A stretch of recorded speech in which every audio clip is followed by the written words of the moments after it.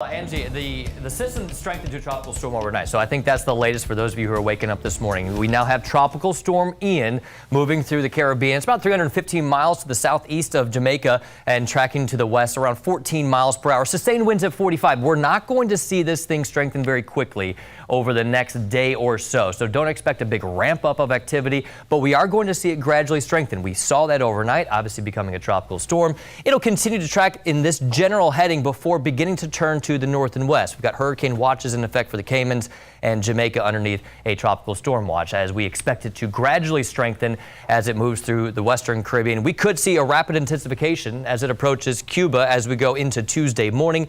From there, it tracks north. A lot of warm water here in the southeastern Gulf of Mexico. We could see continued strengthening as it approaches the west central coast of Florida. That puts Tampa Bay right in the center of this cone of uncertainty. But still, it is a cone of uncertainty.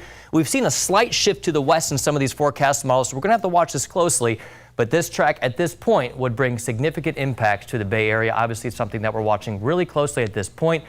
Time for tropical storm force wind arrivals. We're looking at it probably beginning to arrive sometime between Tuesday night into Wednesday morning. So that being said, if the forecast stays, we have some time to get prepared. Right now, the probability of that occurring around 57%. Here's what I want you to take away from this morning is that the tropical storm gradually strengthens over the weekend. The exact location of impacts here in Florida are still unclear, but we're looking at likely an approaching strengthening hurricane as we go into early next week. So some of those early preps should start now. But look, I mean, meteorologist Rich Fields here. We've got several things that we can do to prepare as we head through the next couple of days. The forecast looks nice over the weekend. How are we looking for the next couple of days? It's true.